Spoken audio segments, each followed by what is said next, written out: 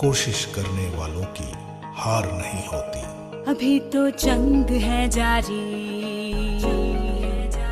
अभी हारा नहीं है तू,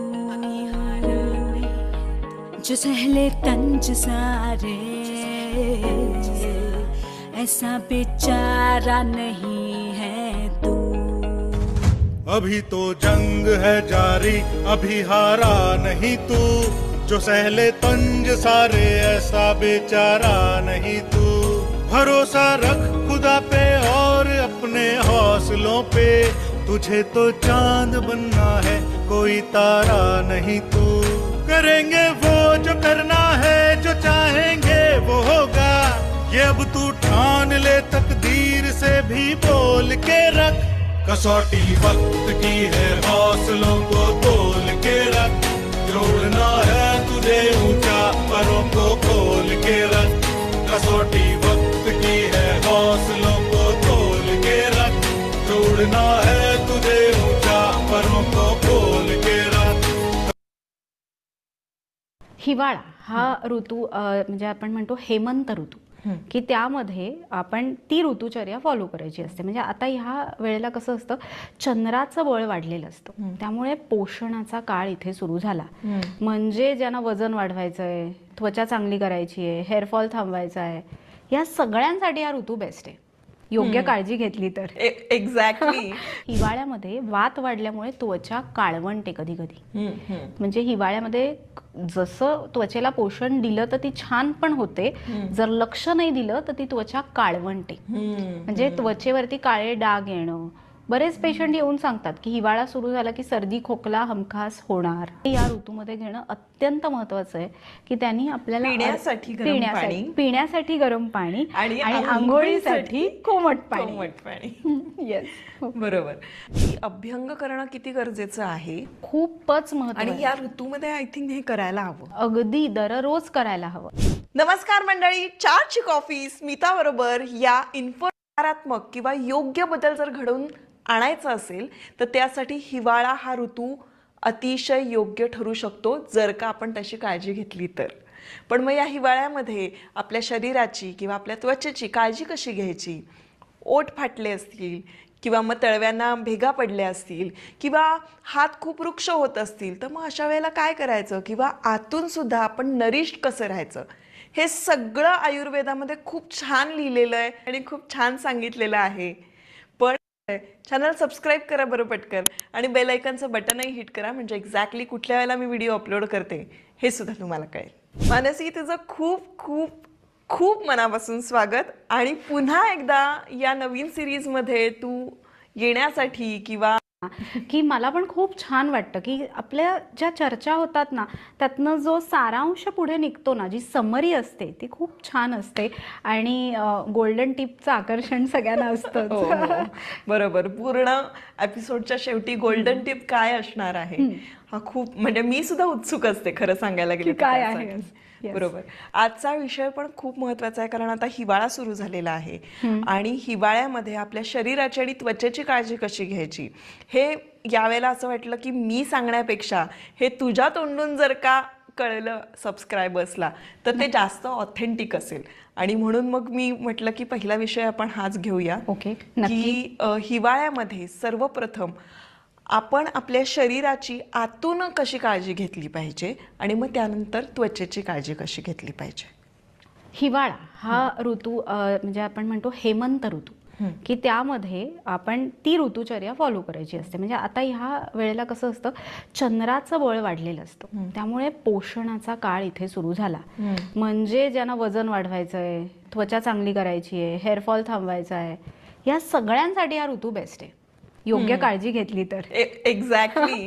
सुरुवातीलाही मुद्दा म्हणाले योग्य काळजी घेतली तर, कारण हिवाळ्यामध्ये खरं तर केस गळायला लागतात. हो, पण जर योग्य काळजी घेतली, त्यांना नरिशमेंट दिली, त्यांचं व्यवस्थित पोषण केलं तर केस चांगले वाढणं, त्वचा काळवंडली असेल तर त्यामध्ये सुद्धा फरक थंडीमध्ये दिसतो, कारण पोषण करणारा हा काळ आहे. तर सगळ्यात महत्वाचं म्हणजे कसं, आता हिवाळ्यामध्ये आपल्या शरीरात काय बदल घडतो, तर ऑब्झर्व केलं तर आपल्याला कळतं की बाहेर आता थंडी सुरू झाली आहे, बरोबर आहे. म्हणजे शरीर काय करणार, होमिओस्टॅसिस एक असतं ना, म्हणजे शरीराची उष्णता आपल्याला त्या पद्धतीने मेंटेन करायला लागते. मग शरीर काय प्रयत्न करतं की जी शरीरात उष्णता आहे ती साठवून ठेवण्याचा प्रयत्न करतं. म्हणून ती रंध्र जी असतात, पोर्स ऑफ द स्किन, हे सगळे आकुंचन पावतात, राईट. म्हणून थोडासा घाम कमी येतो, त्वचा ड्राय होते, हे सगळं त्यामुळे होतं. आणि भूक जास्त लागते हिवाळ्यामध्ये. तू बघशील तर भुकेचं प्रमाण वाढलेलं असतं.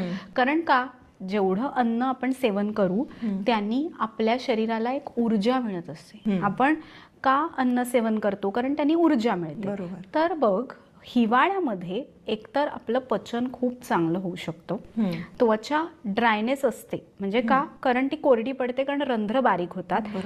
सगळं जे आहे ते म्हणजे वारे कसे झोमरे असतात ना, आर्द्रता नसते, त्यामुळे ती सगळं जे आपण म्हणतो कोरडे वारे असतात, त्यामुळे तिथे ती वृक्षता येते. बाहेर पण पृथ्वीवरती पण आपल्याला तेच दिसतं ना, की निसर्गामध्ये पण आपल्याला त्याच गोष्टी आढळून येतात. तर हिवाळ्यामध्ये सगळ्यात महत्वाचं आहे की आपलं रक्ताभिसरण व्यवस्थित होणं, आणि त्यासाठी हे गरम पाणी सतत पिणं हे अत्यंत महत्वाचं आहे. म्हणजे हिवाळा सुरू झाल्यावरती आंघोळ अतिशय गरम पाण्याने नाही खरं म्हटलं तर करायची, कळलं का. कोमट पाणीच वापरायचंय. खूप गरम पाणी जर आपण वापरलं तर त्वचा अधिक रुक्ष होते. त्याच्यापेक्षा कोमट पाणी वापरून आंघोळ करायची, त्यामुळे त्वचा मऊ पण राहते, अग्निप्रदीप्त होतो, भूक चांगली लागते. म्हणजे जी भूक अति लागायला नको तर ती मेंटेन राहते. आणि हिवाळ्यामध्ये आपण बी जे तेलबिया ज्या असतात, ड्रायफ्रुट्स, त्या आहारात असायला पाहिजेत. का, त्या पचायला जड आहेत, म्हणजे भूक सारखी लागणार नाही. बरोबर. अग्नी खूप प्रदीप्त झालेला असतो ना, त्याला अन्न पण तसंच द्यायचं, वजन वाढतं. म्हणजे वजन वाढणाऱ्यांसाठी खूप चांगला काळ आहे. आणि तेल आणि तूप यांचा आहारात वापर करायलाच हवा हिवाळ्यामध्ये, तरच आतड्यांची वृक्षता मेंटेन राहते. नाही तर आपल्याला मलबद्धता किंवा बद्धकोष्ठतेचा त्रास सुद्धा हिवाळ्यात होऊ शकतो, कारण वात सगळे वाढलेले आहेत ना. आता हा अपान वायू जास्तच वाढला तर मग काय होईल की फार्टिंग होणं किंवा गॅसेस होणं, पोट डब्ब होणं, किंवा आता हा जो गॅस म्हणजे शरीरातला वात आहे तो खालच्या दिशेने जायला हवाय. जर जो खालच्या दिशेने नाही गेला तर मग वरच्या दिशेने बाहेर येतो, मग ढेकरा येणं, सतत ढास लागणं, घशाशी कफ येणं, हे आपल्या शरीरातले दोष वाढतात. बघ, हिवाळ्यामध्ये वात वाढल्यामुळे त्वचा काळवंटे कधी कधी. म्हणजे हिवाळ्यामध्ये जसं त्वचेला पोषण दिलं तर ती छान पण होते, जर लक्ष नाही दिलं तर ती त्वचा काळवंटे, म्हणजे त्वचेवरती काळे डाग येणं. बरेच पेशंट येऊन सांगतात की हिवाळा सुरू झाला की सर्दी खोकला हमखास होणार, ॲलर्जिक कफ, खोकला, शिंका ही लक्षणं दिसतात हिवाळ्याच्या ऋतूमध्ये. किंवा अंगाला खाज येणं, शीतपित्त, चट्टे उठणं, हे सगळं आपल्याला हिवाळ्यामध्ये आढळून येतं. म्हणजे हे लक्षण आहे की अरे, जसा निसर्गामध्ये बदल दिसतो की सकाळी थंडी असते, धुकं असतं, मग आपल्याला कळतं ना की अरे हिवाळा सुरू झालाय. त्वचेमध्ये एक रुक्षता असते, आपल्याला घाम येणं कमी होतं, तसंच शरीरामध्ये पण आपल्याला दिसायला सुरुवात होते. तर गरम पाणी हे या ऋतूमध्ये घेणं अत्यंत महत्वाचं आहे की त्यांनी आपल्याला पिण्यासाठी गरम पाणी आणि आंघोळीसाठी कोमट पाणी. येस, बरोबर. आणि आहारामध्ये काय बदल करायला हवेत? आहारामध्ये इतका छान बदल आपल्याला दिसतो, कारण बघ, भाज्या असतात ना, हा सीझन आहे ना, सगळ्या भाज्या येतात, बरोबर, भरपूर भाज्या येतात. तर गरम सूप भाज्यांचं घ्यायला हवं की आज भाज्या खूप महत्वाच्या आहेत की आपल्याला प्रथिनं त्यातनं मिळतात. आता बघ, त्वचा ड्राय होते हिवाळ्यामध्ये, तर विटॅमिन ई हे महत्वाचं आहे. मग पालक आहे, रताळं आहे, बटाटा आहे, यातनं तुम्हाला हे विटॅमिन ई मिळतंय ना. बदाम आहे, तर ते हे सगळे आहारामध्ये पदार्थ वापरायचे. बदामाची खीर करून घ्यायची आहे की ती इतकी पोषक असते की त्वचेमध्ये जो कोरडेपणा आला असतो तो कमी करतो. आता एक बदाम किसून घातला तरी चालेल, कारण आर्थिकदृष्ट्या सुद्धा ते बॅलन्स व्हायला पाहिजे. पण बदामाचं तेल हे अत्यंत गुणकारी आहे की ते म्हणजे तुम्ही जर बदाम किसून दुधात मिसळून त्याची जर खीर करून खाल्लीत, खूप छान फायदा होतो. म्हणजे त्वचेची वृक्षता कमी होते, ताकद वाढते, भूक कमी लागते. आणि कसं खाखा होऊन चालणार नाहीये ना, म्हणजे हिवाळ्यामध्ये जर भूक जास्त लागली आणि खूप खाल्लं तर वजन पण पटकन वाढेल ना. त्यामुळे भाज्यांचं सूप घ्यायचं हिवाळ्यामध्ये खूप छान भाज्या मिळतात. सगळ्या भाज्या खायच्या. टोमॅटो असू दे, फ्लॉवर असू दे, कोबी असू दे, पालक असू दे, सगळ्या भाज्या छान प्रकारे घ्यायच्या आहेत. बघ आपण डिंकाचे लाडू ह्या सीझनमध्ये मुद्दाम खायचे असतात ज्यांना वजन वाढवायचे त्यांनी, किंवा डिंकानी वजन वाढतंय असं नाहीये ना, तो अस्थिधातूसाठी खूप चांगला आहे. कारण हिवाळ्यामध्ये वात वाढलेला आहे, मग तो लपणार कुठे शरीरात, तर तो त्या पोर्समध्ये लपतो. ऑस्टिओपोरोसिस जिथे हाडांमध्ये झालेलं आहे तिथे, आणि मग बॅक पेन, कंबरदुखी चालू होते. आणि ते होऊ नये म्हणून डिंकाचे लाडू खातो. कारण डिंक आणि तूप हे आपल्या शरीरातला विटॅमिन्स डी किंवा कॅल्शियम ह्याचा मुख्य स्रोत असतो. सूर्यस्नान करणं अत्यंत महत्वाचं आहे. की सूर्यस्नान म्हणजे आपण सकाळी कोवळा सूर्यप्रकाश असतो तो आपल्या अंगावर घ्यायचा, दॅट इज अ सूर्यस्नान. किंवा सूर्यजल, की सूर्याच्या प्रकाशामध्ये प्रदीप्त केलेलं जल जे आहे ते आपण प्राशन करायचंय, की ती उष्णता आपल्याला मिळते त्यातनं. ते रेज असतात ना. सूर्य ही देवता आहे की ज्याच्यातनं एनर्जी मिळते. आज प्रत्येक व्यक्ती किंवा आपण झाडाचं उदाहरण घेतलंच तरी त्यांच्यामध्ये सुद्धा सूर्यप्रकाश मिळाला तरच झाडं जेवण त्यांचं पानांच्या मध्ये म्हणजे फोटोसिंथेसिस ही जी प्रक्रिया त्यामुळेच घडते ना. सो त्यासाठी महत्वाचं आहे की तुम्ही सूर्य स्नान करणं, की त्यामुळे हिवाळ्यामध्ये शरीरातली उष्णता मेंटेन राहते. आणि सगळ्यात महत्वाचं आहे म्हणजे अभ्यंग. मी तुला विचारणारच होते की अभ्यंग करणं किती गरजेचं आहे. खूपच महत्त्वाचं, आणि या ऋतूमध्ये आय थिंक हे करायला हवं. अगदी दररोज करायला हवं. अभ्यंगाचं इतकं महत्त्व सांगितलंय. बघ, हिवाळ्यामध्ये खोबरेल तेल गोठतं, पण तिळाचं तेल गोठत नाही, कारण ते बल्ले असतं आणि उष्ण असतं. आणि म्हणून हिवाळ्यामध्ये शरीरातली उष्णता वाढवण्यासाठी तिळाच्या तेलाचा मसाज करायचा. ओके. तिळाचं तेल आणि कोरफडीचा रस असं एकत्र करून लावलं तरी सुरकुत्या येणं कमी होतं. बरं. म्हणजे इतका कोरफडीचा फायदा त्यामध्ये आपल्याला तिळाच्या तेलाबरोबर होतो. त्वचा तुकतुकीत राहण्यासाठी, किंवा आपण म्हणतो ना त्वचा फाटते किंवा पायाला भेगा पडतात तेव्हा सुद्धा तिथे बदामाचं तेल किंवा आपण साजूक तूप त्या भेगांमध्ये लावलं तर त्या भेगा भरून निघतात. आणि म्हणून हे अभ्यंग महत्वाचं आहे. शिरोअभ्यंग आणि पादाभ्यंग आणि सर्वाभ्यंग. म्हणजे शिरोअभ्यंग म्हणजे आठवड्यातनं 2 वेळा केसांना छान तेल लावायचं, की त्यामुळे केसांना ड्रायनेस येत नाही. कारण हिवाळ्यामध्ये कोंडा सुद्धा अधिक होतो. म्हणजे कोंडा का होतो? ड्रायनेसमुळे होतो. कफ वाढलेला असतो, जे पोर्स असतात स्काल्प मधले त्यातनं तो बाहेर येऊन तो मल शेवटी तिथे साठतो आणि कोंडा होतो. खूप इची स्काल्प होतो. मग तेव्हा आपल्याला ह्याची मदत होते. दुसरी महत्वाची गोष्ट म्हणजे पादाभ्यंग. पायाला तेल लावल्यामुळे डोळ्यांना शांतता मिळते. म्हणजे डोळ्यांची ताकद वाढण्यासाठी मदत होते. शरीरातली उष्णता तर मेंटेन राहतेच, पाय दुखणं, पाय वळणं हे पण कमी होतं. आणि सर्वांगाला तेल लावल्यामुळे खूप छान फायदा होतो. भूक छान लागते. वातप्रकोप हिवाळ्यात होत नाही. म्हणजे वातप्रकोपामुळे हिवाळ्यामध्ये संधिवात, आमवात हे सगळे व्याधी डोकं वर काढत असतात. टाचच दुखेल, कधी खांदाच दुखेल, कधी मानच दुखेल, तर हे सगळं अभ्यंगामुळे कमी होतं. बघ, अभ्यंगाचं महत्त्व इतकं आहे की हिवाळ्यामध्ये रक्तवाहिन्या आकुंचन पावलेल्या असतात आणि त्यामुळे सकाळी उठल्यावर बऱ्याच जणांना गरगरणं, चक्कर करणं असा त्रास हिवाळ्यामध्ये वर्टिगोचा होऊ शकतो. का? कारण रक्तवाहिन्या आकुंचन पावल्या आहेत. बघ ना, थंडी आहे ना, रक्त काही प्रमाणामध्ये जे फ्रिक्वेन्सी त्याची थोडी चेंज होते. म्हणजे कायम जेवढं पातळ असतं थोडंसं घट, म्हणजे त्यामुळे हिवाळ्यामध्ये अंगाला गरम पाण्याचा शेक देणं हे अत्यंत महत्वाचं आहे, की त्यामुळे ते ब्लड सर्क्युलेशन तुमचं डोक्यापर्यंत व्यवस्थित होतं. आणि म्हणून हे अभ्यंग करायचं आहे, की जे तेल लावतो थोडंसं कोमट करून घेतो. जिथे आपण मसाज करतो तिथे जेव्हा ते प्रेशर देतो तेव्हा तिथे घर्षण झालं बघ, चोळल्यावर घर्षण झाल्यावर तिथे उष्णता निर्माण झाली. उष्णता निर्माण झाल्यामुळे तिथलं रक्ताभिसरण वाढलं आणि तिथलं ब्लड सर्क्युलेशन नॉर्मल होतं. आणि हिवाळ्यामध्ये हे जे सगळे त्रास होतात ते कमी होतात. आणि हे म्हणून अभ्यंगाचं खूप मोठं महत्व आहे. की ओठ कसे फाटतील जर हिवाळ्यामध्ये तुम्ही अभ्यंग रोज करत असाल, तिळाचं तेल किंवा खोबरेल तेल कशानेही, तर त्रास होणारच नाही. तर ओठ का फाटतात? कारण तुम्ही डिहायड्रेशन मध्ये जाता.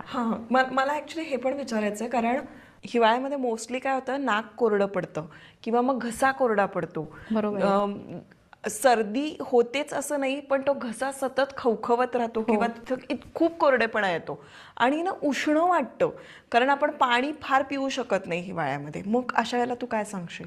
तहान कमी लागते ना, हां. कारण पण पाणी तर व्यवस्थित प्यायलाच पाहिजे, म्हणजे डिहायड्रेशन होऊन चालणार नाही. मग ही रुक्षता येते. सलायव्हरी ग्लँड्स कमी ऍक्ट करतात ना. तुम्ही पाणी काही ठराविक वेळाने प्यायला तरच हिवाळ्यामध्ये तुम्हाला ड्रायनेस येणार नाही. पण मग आता आपण वेगवेगळ्या प्रकारे हे पाणी घेऊ शकतो. म्हणजे कोमट पाणी सकाळी घ्यायचं, दुपारी फळांचं काहीतरी एखादं रस घेऊ शकता, म्हणजे गाजराचा ज्यूस घेतला, कोथिंबिरीचा, तो पण एक पाण्याचाच अंश आहे ना. बरोबर. आमटी घेऊ शकता किंवा एखादं भाज्यांचं सूप घेऊ शकता. म्हणजे हिवाळ्यामध्ये सगळं आपल्याला उष्ण घ्यायचं असतं, म्हणजे कोमट. उष्ण इन द सेन्स हिवाळ्यामध्ये कसं आपण उन्हाळ्यामध्ये कसं आपण सगळं थंड घेतो, कोल्ड कॉफी म्हणा असं का, कारण तेव्हा शरीरामध्ये आपल्याला उष्णता वाढलेली असते, ती कमी करायची असते. आणि हिवाळ्यामध्ये आपण सुपाचे पदार्थ गरम गरम खायला घेतो. उष्ण पेय ह्या कालावधीत आपण अधिक घेत असतो. आणि तू म्हणालीस तसं घशाला खवखवतं किंवा घशामध्ये असं कोरडेपणा जाणवतो, कारण तिथे ड्रायनेस येतो ना. तोच घालवण्यासाठी आपण गरम पाण्याच्या गुळण्या करू शकतो.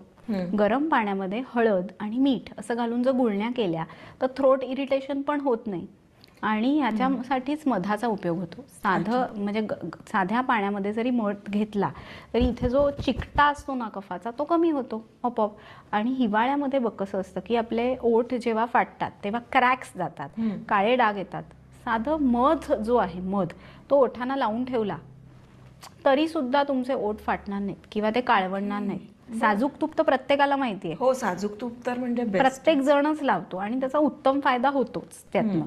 पण कधी कधी विटॅमिन ई वगैरे पण लागतं की त्यांनी त्या म्हणजे ज्या भेगा आहेत त्या पटकन भरून येतात. त्यामुळे मग आपण ओठांना जर मध लावला रोज रात्री 10 मिनिटं ठेवायचा, धुवून टाकायचा, ओठ फाटणारच नाहीत. बरं, तुझं असं म्हणणं आहे की मग मध्ये आपण जे बोलत होतो त्याच्यावरून की मध हे गरम पाण्यामध्ये आपण घालायचं नाही, मग ते थंड पाण्यामध्ये घालून प्यायचं, रूम टेम्परेचर्ड वॉटर, म्हणजे टॅप वॉटर जे असतं ना त्याच्यातनंच घ्यायचं. कारण मध कधीच गरम करायचं नाही. त्यातनं असे टॉक्झिन्स शरीरात सोडले जातात की ते हानिकारक असतात. पचनामध्ये त्याचा फरक पडतो, पचन नीट होत नाही, मग ढेकरा येणं, ह्या सगळ्याचा त्रास होऊ शकतो. मध गरम करून घेणं हे एक विरुद्ध अन्नाची प्रोसेस आहे. ते अत्यंत चुकीचं आहे, ते कधीच करायचं. खूप जण लिंबू, मध आणि गरम पाणी हे सकाळी सकाळी पितात. लिंबाचा रस चालेल पण मध नाही चालणार. त्यामुळे ते अवॉइड केलं तर अधिक फायदा मिळतो. आपण म्हणतो की अरे मी हे करतेय पण मला याचा रिझल्ट काय येत नाहीये, कारण तुम्ही ते योग्य पद्धतीने करत नसता आणि म्हणून त्रास होतो. आणि हिवाळ्यामध्ये बघ, पूर्वीच्या काळी डिंकाचे लाडू किंवा हळदी कुंकवाला आपण तिळाचा लाडू का देतो, तिळगुळ का देतो, कारण त्या तिळात शक्ती आहे ना. आणि गुळ उष्ण आहे, त्यामुळे शरीरातली उष्णता वाढवते, ताकद देते. म्हणजे जे पूर्वापार आपले सण चालत आलेले आहेत त्यामध्ये सुद्धा आयुर्वेदच गुंफलेला आहे. बरोबर. तेलबिया खाणं हे का महत्वाचं आहे की तुमचा अग्नी प्रदीप्त आहे. वेट गेन करायचं आहे एखाद्याला हिवाळ्यात, नक्की होणार. तुम्ही खा ना, खजूर खा, मनुका खा, भूक जास्त लागते ना, पोळ्या जास्त खा, वजन वाढणार. आणि व्यायाम हिवाळ्यामध्ये अत्यंत महत्वाचा आहे. तुम्ही व्यायाम केलात ना तर आयुष्यभर तुमचं आरोग्य उत्तम राहतं. व्यायामासारखा मित्र नाही. सूर्यनमस्कार असू दे किंवा वेगवेगळे योगासनं असू दे, घाम येईल आपल्याला असं खरं तर आपण काहीतरी केलं पाहिजे. तरी तो कमीच येणार हिवाळ्यामध्ये, पण तरी पण ते करायचंय. आणि स्निग्ध पदार्थ पण मला असं वाटतं जास्त, म्हणजे तेच तूप, लोणी आलं, तेलबिया ज्या आल्या, स्निग्ध पदार्थांनी स्नेहन होतं. आज आपण मऊभात जर सकाळी घेत असू त्याच्यावरती तूप घातलं तर त्यांनी स्नेहन होतं शरीराचं. आणि घरी बनवलेलं तूप असेल तर सर्व श्रेष्ठ असतं. लोणी, थालीपीठ खातो त्याच्यावर लोणी का घेतो, स्नेहन करतं. सो जे लोणी असतं बघ त्याचं ताक काढतो, बरोबर आहे, ते उरलेलं ताक आपण फक्त प्यायला वापरतो. कधीतरी त्याचं अभ्यंग करून बघा. अच्छा, किती छान फायदे आहेत. म्हणजे जे लोणी काढलेलं ताक उरतं ना, त्यांनी जर तुम्ही त्या हाताला असं घासलं पूर्ण अंगाला, थोडंसं कोमटसर पाण्यात मिक्स करायचं, खूप छान ग्लो येतो. त्वचेची रुक्षता असते ती पूर्ण कमी होते. इतका छान उपयोग आहे त्याचा, पण आपल्याला माहीतच नसतं की आपण हे करायला पाहिजे. हे खरंच माहिती.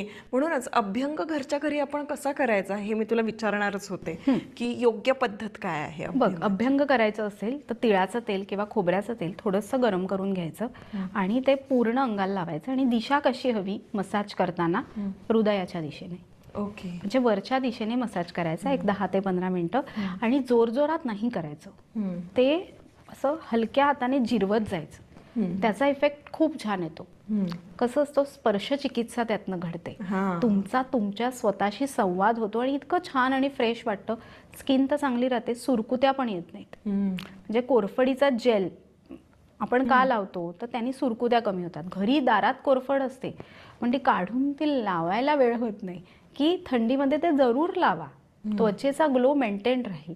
आणि हे जे काही तेलाचं अभ्यंग आहे किंवा आपण म्हटलं लोण्याचं ताक काढल्यावर जे उरलेलं ताक आहे, त्यांनी जरी अभ्यंग केलं तरी खूप छान. आता उटणं असतं दिवाळीतलं, ते एक प्रिझर्व करून ठेवायचं, त्याच्यामध्ये थोडंसं खोबरेल तेल मिक्स करायचं आणि अंगाला चोळा ना, त्यांनी उद्घर्षण होतं. म्हणजे जे जाडे लठ्ठ व्यक्ती आहेत त्यांनी असं करायचं की अंगातला सगळा म्हणजे जो कफदोष वाढलेला आहे तो कमी होतो, हलकेपणा येतो. आठवड्यातनं एकदा ह्या गोष्टी करायला काहीच हरकत नाही आहे ना. It's like servicing of your body आणि इतकं फ्रेश आणि छान वाटतं. आणि हिवाळ्यामध्ये ज्या महत्त्वाच्या गोष्टी होत्या की अभ्यंग करायचं आहे, व्यायाम करायचा आहे, दिवसभरात गरम पाणी घ्यायचं आहे, ह्या सगळ्यांनी तुमचं बल वाढतं. हिवाळ्यामध्ये बल वाढणारा हा ऋतू आहे. कारण तुमची त्वचा, तुमचे केस हे तुमच्या आरोग्याचा आरसा आहेत. जर ते तुमचं छान असेल तर आपोआप तुम्ही फिट राहता.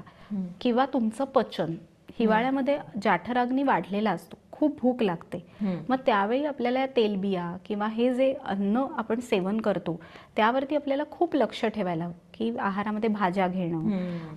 आता आपल्याला ज्या वेगवेगळ्या भाज्या असतात बघ, संक्रांतीच्या वेळी भोगीची भाजी असते ना, त्या मिश्र भाज्या सगळ्या आपण का घेतो, की तेव्हा ती पचनशक्ती चांगली झालेली असते आणि ह्या भाज्या खाल्ल्यामुळे आपल्या आपोआप आपली इम्युनिटी वाढते, रोगप्रतिकारक क्षमता वाढते. त्वचेमधनं पण इन्फेक्शन्स होतात ना. म्हणजे आता तुला म्हणजे असं आपल्याला वाटतं की नुसते पायाला भेग्या आहेत, काय फरक पडतोय, राहू देत. नाही, त्यातनं सुद्धा इन्फेक्शन स्प्रेड होऊ शकतं. म्हणून तुम्ही तुमच्या त्वचेची काळजी घ्यायला पाहिजे. बरोबर. पण त्वचेची काळजी घेण्यासाठी, खास करून चेहऱ्याची काळजी घेण्यासाठी, म्हणजे ओठांची काळजी घ्यायची आहे, ओठ फाटू नयेत म्हणून, किंवा चेहऱ्यासाठी बाजारामध्ये, मार्केटमध्ये खूप सारे प्रोडक्ट्स मिळतात. बरोबर. पण आयुर्वेद काय सांगतं? आयुर्वेद असं सांगतं की तुम्ही तुमच्या शरीराची त्वचेची काळजी तुमच्या आहारातनं घ्यायची. तुम्ही नॅचरल पदार्थांचा उपयोग करायचा आहे. म्हणजे आता एक स्किन रुटीन आपण हिवाळ्यासाठी बघितलं तर सकाळी उठल्यावर असं थोडंसं पाणी चेहऱ्याला घ्यायचं की त्यांनी चेहरा ताजा तवाना होतो. हे पाणी गार असावं की कोमट असावं, कारण हिवाळा आहे ना, त्यामुळे कोमटच पाणी हवं. त्यांनी आपल्याला फ्रेश वाटतं. सगळ्यात पहिले चिकटा कमी होतो. मग थोडंसं रूम टेम्परेचर, आपण थोडंसं दूध त्याच्यात हळद असं मिक्स करून तर चेहऱ्याला त्यांनी मसाज केला तर त्यांनी आपोआप जे ड्रायनेस आलेला असतो ना, आपोआप कमी होऊन जातो. म्हणजे हे रोज करायला शक्य नाही आहे, पण आठवड्यातनं एकदा तर सगळेजण नक्की करू शकतात की त्यांनी ते तुमची त्वचा तजेलदार राहते. आपण म्हणतो ना, त्याला सुरकुत्या यायला नकोत किंवा तिथे भेगा पडायला नकोत, काळे डाग यायला नकोत, तर त्यासाठी याची खूप छान मदत होत असते. आता घरी केशर अवेलेबल असतं, तर एक काडी केशराची जरी आपण रोज खाल्ली, एकच काडी, तरी सुद्धा आपल्या त्वचेचा पोत सुधारत असतो. बऱ्याच वेळेला आपल्याला माहित नसतं, पण साधा गेरू मिळतो बघ आपल्याला बाहेर, दिवाळीमध्ये रांगोळीसाठी वापरतो, ते दह्यामध्ये कालवून आपण जरी अंगाला लावलं तरी सुद्धा अंगाला हिवाळ्यामध्ये येणारी खाज पूर्ण कमी होते. अरे वा. सो हे आपण केलं तर आपली त्वचा छान राहतेच. आणि पाणी पिणं हे सगळ्यात महत्त्वाचं आहे. म्हणजे तुम्ही कितीही बाहेरनं म्हणजे करा, पण जर तुम्ही आतनं नाही घेतलं तर त्वचेला ग्लो येणार नाही. जर तुमचं अन्न सेवन व्यवस्थित असेल तर तुम्हाला कुठल्याही औषधांच्या गोळ्या घ्यायला लागत नाहीत. आणि जर तुमचं अन्न सेवन व्यवस्थित नसेल, कितीही औषधं घेतली तरी तुम्हाला बरं वाटत नाही. सो त्यासाठी आहार हेच औषध आहे, हे कायम लक्षात ठेवायला हवं. आता डाळिंब खूप छान येतात. डाळिंबाची साल असते, ती पाण्यात भिजवून ठेवायची, दुसऱ्या दिवशी ती वाटून चेहऱ्याला मसाज केला तरी सुद्धा ड्रायनेस कमी होतो. किंवा आता खोबरेल तेल असतं, त्याच्यामध्ये डाळिंबाचा रस मिक्स करून ठेवला आणि फ्रीझरमध्ये ठेवून नंतर लिप बाम केला तर ओठांना येणाऱ्या, म्हणजे नॅचरल लिप बाम. असं मी बीटाचं केलं होतं आणि खूप छान होतं, खूपच छान होतं बीटाचं. पण डाळिंब इज माय फेवरेट, कारण डाळिंब हे वर्ण्यकर आहे, हे हृदय आहे. डाळिंब सेवन करणं हे अतिशय महत्वाचं आहे, कारण डाळिंब फोडलं की बघ ना कसं दिसतं, हार्ट शेप. त्यामुळे हृदयासाठी खूप चांगलं आहे. आणि त्यामुळे तुमचं ओव्हरऑल ब्लड सर्क्युलेशन सुधारून आपोआप सगळं म्हणजे आपोआप गोष्टी लाईनमध्ये येतात. बरोबर. अभंगाबद्दल मला माहिती जाणून घ्यायची होती, ती खूप छान सांगितलीस तू. काय खायचं हे कळलंय, पाणी भरपूर प्यायचं आहे, भाज्या भरपूर खायच्या आहेत. आपण शरीरातून आतून खूप नरिष्ड राहिलो तर आपली स्किन छान राहणार आहे हेही कळलंय. पण आता वेळ आली आहे तुझ्या गोल्डन टिपची.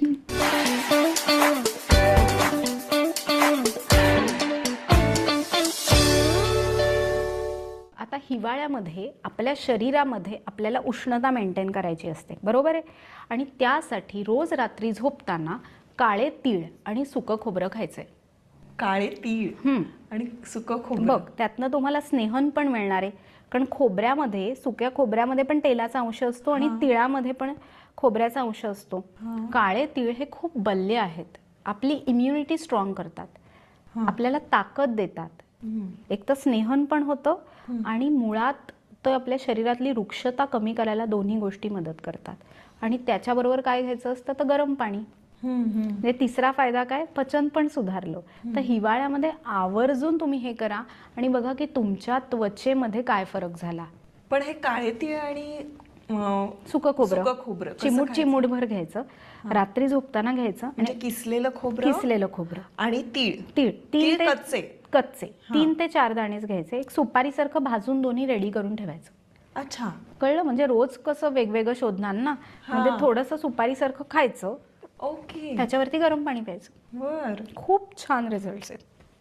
मी हे नक्की करून बघेन डेफिनेटली. आणि अर्थातच आमचे सबस्क्रायबर सुद्धा करून बघणार. केस गळत नाहीत, कोंडा कमी होतो आणि खूप छान त्यांनी त्वचेचा ग्लो पण वाढतो. बर बर, क्या बात आहे. खूप छान होती ही गोल्डन टिप आणि सोपी पण होती, त्यामुळे आम्ही अगदीच करू नक्की. पण आता भेटूया पुढच्या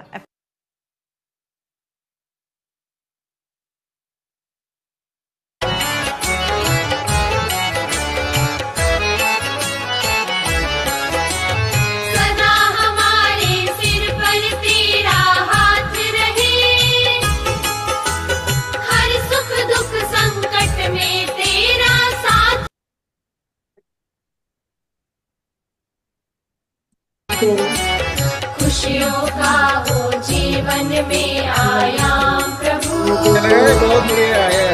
करते हैं हम शुरू प्रभु, सुबह सवेरे लेकर